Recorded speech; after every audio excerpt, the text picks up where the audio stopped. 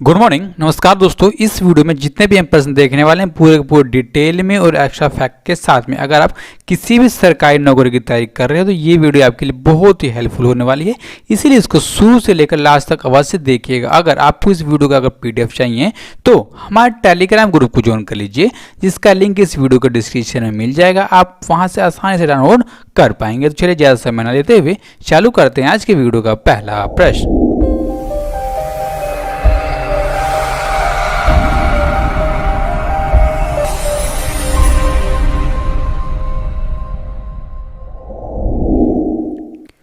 मालदीव और श्रीलंका ने लक्ष्य से पहले खसरा और रूबेला को खत्म किया।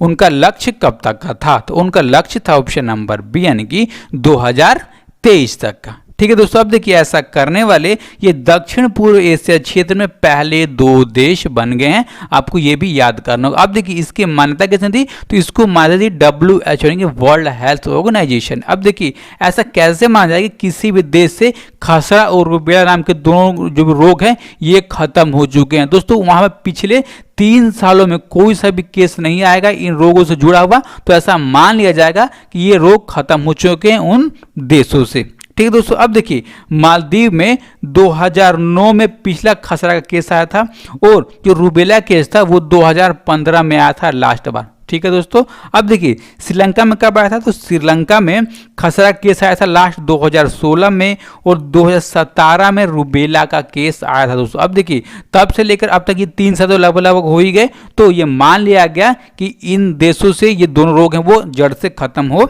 चुके हैं दोस्तों। ठीक है, अब हम जानेंगे किसके बारे में?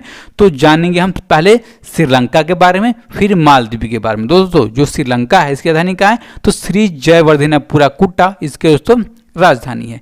इसके प्राइम मिनिस्टर कौन है? तो महिंद्रा राजपक्षे इसके प्राइम मिनिस्टर हैं और प्रेसिडेंट हैं गोतबाया राजपक्षे। दोनों दोस्तों ये भाई हैं, खास भाई हैं। ओके, यहाँ पर मुद्रा कौन चलती है यानी कि करेंसी कौन चलती है? तो श्रीलंकाई रुपये यहाँ पर मुद्रा चलती है दोस्तों। अब जो आपको इमेज में जो दिख रहा है यही है कौन सा? श्रीलंका। अब हम जानेंगे मालदीव के बारे में। जो मालदीव है इसकी राजधानी है माले, इसके राष्ट्रपति हैं इब्राहिम मोहम्मद सोली। अब दोस्तों इनकी जल्दी ही नियुक्ति है, इसलिए बहुत ही इंपॉर्टेंट है। अब मुद्रा कौन चलती है? तो मालदीवियन रूफिया यहाँ पर दोस्तों मुद्रा चलती है, रुपया नहीं रूफिया। ओके, अब देखिए मालदीव है कहाँ? तो दोस्तों ये आपको दिख रहा है ग्रीन ग्रीन सा, तो यही है मालदीव यानी कि जो श्रीलंका से दोस्तों पास में ही है और दोस्तों हमारे भारत से भी पास में ही देश है। ठीक है, पाया कौन सी दिशा में जाता है? तो दक्षिण दिशा में दोस्तों पाया जाता है भारत के। Okay, next question. Eid ul Adha से पहले जानवरों की बलि देने के लिए डिजिटल हाट का शुभारंभ किसने किया? तो इसका शुभारंभ किया गया ऑप्शन नंबर बी यानी कि बांग्लादेश सरकार की तरफ से। अब देखिए जो ईद उल अजहा नाम का दोस्तों जो त्यौहार है इसको हम किस नाम जानते हैं? तो इसको हम बकरीद नाम से जानते हैं आमतौर पर यानी कि देसी भाषा में दोस्तों। अब देखिए जब ये त्यौहार आता है तो इस त्यौहार से पहले जो हमारे जानवर होते हैं, जो हमारे पशु होते हैं, उनकी बलि देने की प्रथा है। अब देखिए दोस्तों इनको बलि देने की प्रथा है तो इनको खरीदना भी तो पड़ेगा। तो ठीक है, अब देखिए इनकी ऑनलाइन खरीदी और बिक्री के लिए ही इस डिजिटल हाट नाम का जो प्लेटफॉर्म है इसको लॉन्च किया गया दोस्तों। अब देखिए इसमें क्या जाएगा? तो जो भी जानवर को खरीदा जाएगा और बेचा जाएगा सारी सारी जानकारी ऑनलाइन रखी जाएगी यानी कि सरकार को दोस्तों भेजी जाएगी। अब देखिए दोस्तों इससे फायदा क्या होगा? तो इससे फायदा होगा कि जिन मवेशियों को किसानों ने पाला हुआ है, व्यापारियों ने दोस्तों रखा हुआ है, उनको नुकसान ना पहुंचे। अगर कोविड-19 के दोस्तों संक्रमण के कारण ये बिक्री नहीं हो पाती तो उनको काफी नुकसान होगा। तो दोस्तों इनको नुकसान को देखते हुए इसको चालू किया गया है। ठीक है दोस्तों, अब देखिए एक और कारण है कि जो कोविड-19 का जो कम्युनिटी ट्रांसमिशन है वो भी ना हो बांग्लादेश में, तो इसके लिए भी इसको लॉन्च किया गया है। ओके, अब हम जानेंगे इसके बारे में। तो बांग्लादेश के बारे में, जो बांग्लादेश है इसकी राजधानी कहाँ है? ढाका। प्राइम मिनिस्टर हैं शेख हसीना, राष्ट्रपति हैं अब्दुल हामिद और मुद्रा चलती है टका। ओके दोस्तों, अगला प्रश्न देखेंगे कौन सा? तो 3 नंबर के लिए। हाल ही में किस राज्य सरकार ने नेकर सम्मान योजना की शुरुआत की है? तो इसकी शुरुआत की गई है ऑप्शन नंबर डी यानी कर्नाटक सरकार की तरफ से। इसकी घोषणा की कर्नाटक के मुख्यमंत्री BS येदियुरप्पा ने। और नेकर सम्मान योजना दोस्तों, जो हथकरघा बुनकर होते हैं, आमतौर पर जो रेशम, कपास और ऊन से दोस्तों जो कपड़े बनाने का काम करते हैं, उनके लिए इस योजना को लॉन्च किया गया। अब देखिए दोस्तों, इस योजना में उनको यानी कि प्रत्येक हथकरघा बुनकरों को 2000 रुपये की राशि दी जाएगी, उनको सम्मान के तौर पर। अब देखिए कितने लोगों को इसमें फायदा होगा, तो राज्य के 19,744 हथकरघा बुनकरों को इसके अनुसार दोस्तों फायदा होने वाला। अब देखिए सरकार ने इसके लिए पैसे कितने जारी किए हैं दोस्तों, तो 10.96 करोड़ रुपए की राशि आवंटित की गई है राज्य सरकार की तरफ से। किस योजना के लिए, तो नेकर सम्मान योजना के लिए। दोस्तों आपको याद करना होगा, ठीक है। अब हम जानेंगे इसके बारे में इंपॉर्टेंट फैक्ट जो परीक्षा दृष्टिकोण से काफी इंपॉर्टेंट है दोस्तों, वो जानेंगे कर्नाटक के बारे में। जो कर्नाटक है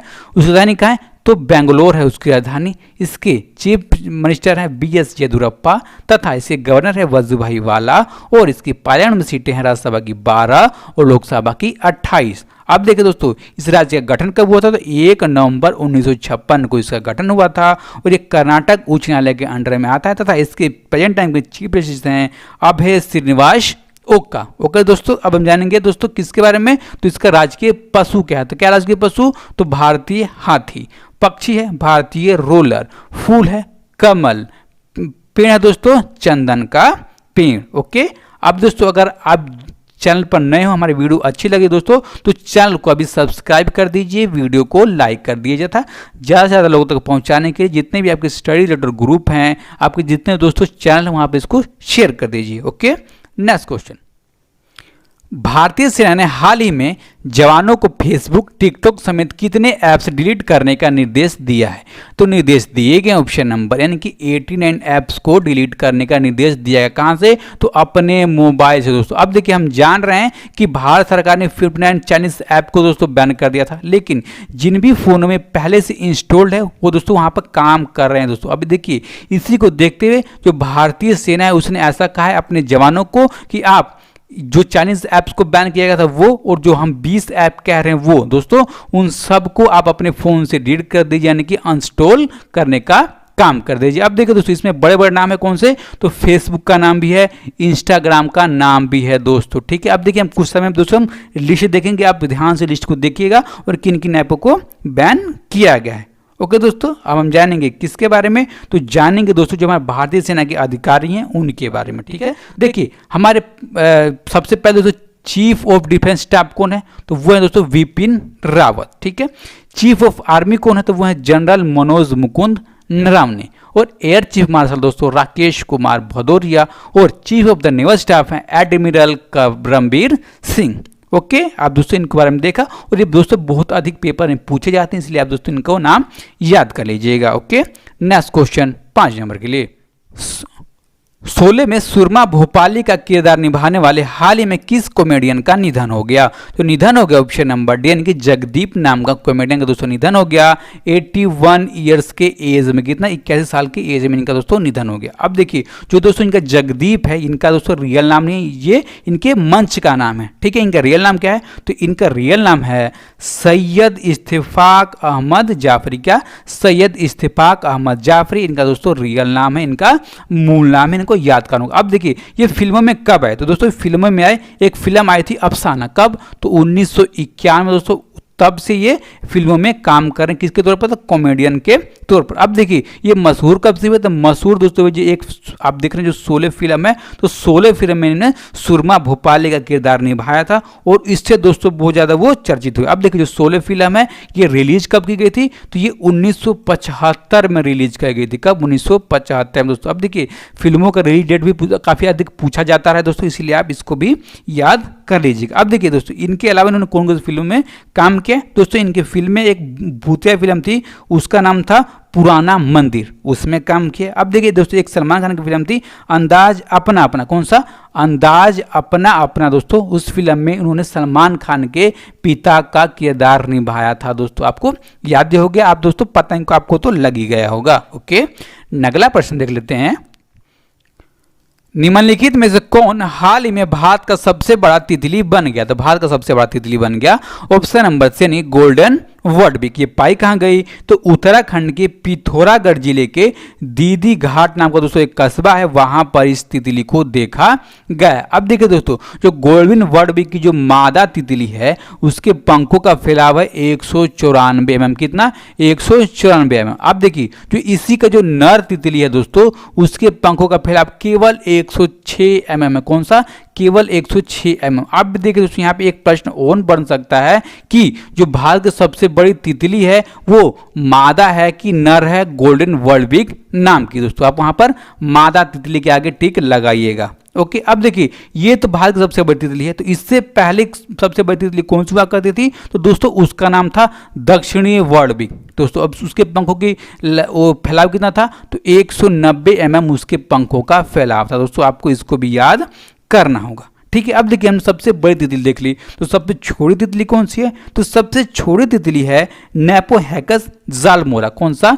नेपोहेकस जालमोरा नाम की दोस्तों सबसे छोटी तितली है भारत की। ठीक है, अब देखिए उसके पंखों का जो फैलाव हो वो 18 mm उसके पंखों का फैलाव है। और दोस्तों जो पंखों का अगर दोस्तों जो आपको ये मुंह देख रहे हो उसका फैलाव कितनी है, उसकी लंबाई कितनी है? तो 8 mm उसके मुंह की लंबाई है, उसके अगले भाग की लंबाई है। दोस्तों अब देखिए जो गोल्डन वडबिक नाम की जो मादा तितली है दोस्तों, उसके आगे का जो मुंह है, आगे का जो भाग है दोस्तों, उसका फैलाव कितना है? तो उसका फैलाव है 90 mm। कितना? तो 90 mm उसके अगले भाग का फैलाव है। आपको ये भी याद करना होगा। ओके, हम देखेंगे अगला प्रश्न 7 नंबर के लिए। Mahavir the soldier who never dead पुस्तक किसने लिखी है? इस पुस्तक को लिखा गया ऑप्शन नंबर डी यानी कि A.K. श्री कुमार और रूपा श्री कुमार के द्वारा इस पुस्तक को लिखा गया है, और ये दोनों दोस्तों पति पत्नी हैं। ठीक है, अब देखिए जैसे आप इमेज में देख पा रहे होंगे दोस्तों, ये जो किताब है ये एक देशभक्ति कहानी के ऊपर लिखी गई। अब देखिए दोस्तों किसकी कहानी है? दोस्तों जसवंत सिंह रावत। कौन सा?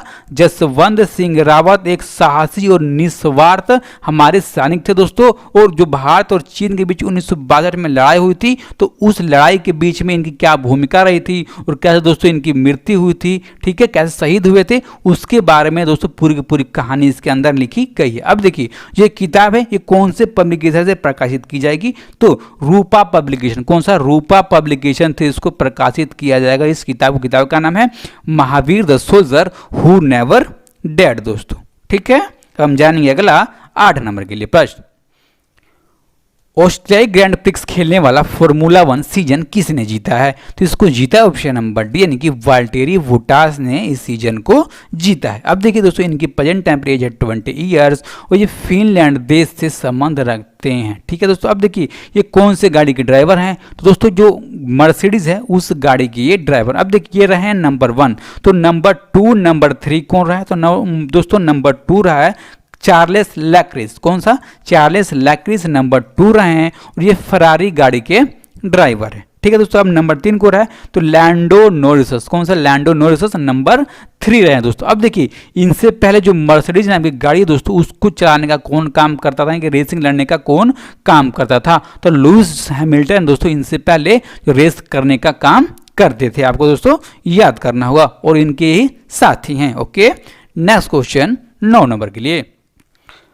लग्जरी राइड के ब्रांड एम्बेसडर के रूप में किसे नियुक्त किया गया है? तो नियुक्त किए गए ऑप्शन नंबर सी यानी कि सुखबीर सिंह को लग्जरी ब्रांड के ब्रांड एम्बेसडर के रूप में नियुक्त किया गया। अब ये हैं कौन? तो दोस्तों ये पेशे से गायक हैं। क्या?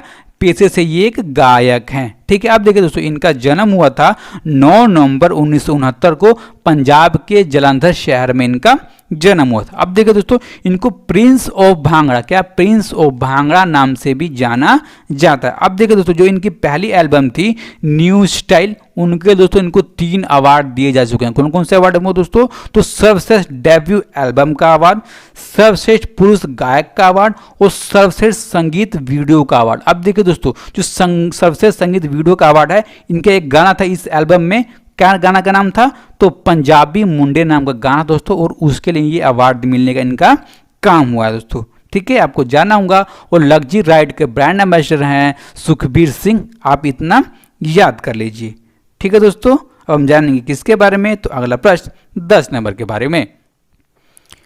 वह पहला प्रमुख औद्योगिक देश है जिसने कोयला और परमाणु ऊर्जा को समाप्त करने की घोषणा की है। तो घोषणा की गई ऑप्शन नंबर ए यानी कि जर्मनी की तरफ से। अब देखिए दोस्तों, ये ऐसा कहने वाला कि मैं कोयला और परमाणु ऊर्जा का उपयोग नहीं करूंगा अपनी ऊर्जा बनाने के लिए, ये ऐसा विश्व का पहला औद्योगिक देश बन गया है। अब देखिए दोस्तों, जो जर्मनी की संसद है उसके दोनों सदनों में इसको विश्वास मत से पारित करा लिया गया। अब देखिए दोस्तों, उन्होंने ऐसा कहा है कि 2038 तक कोयले से चलने वाले बिजली के जो भी संयंत्र हैं उसको बंद कर दिया जाएगा। ठीक है, और इसके लिए उन्होंने 45 बिलियन अमेरिकी डॉलर जो राशि है दोस्तों उसको आवंटित करने का, उसको जारी करने का काम किया है। ठीक है दोस्तों, अब देखिए ये कोयले से चलने वाले जो बिजली संयंत्र है उसको 2038 तक बंद कर देगा। ठीक है, और दोस्तों जो भी कोयले की खान है और जो परमाणु ऊर्जा से बनने वाले जो भी दोस्तों इसका बिजली है उसको 2022 तक बंद कर देगा। ऐसा कहा है किसने?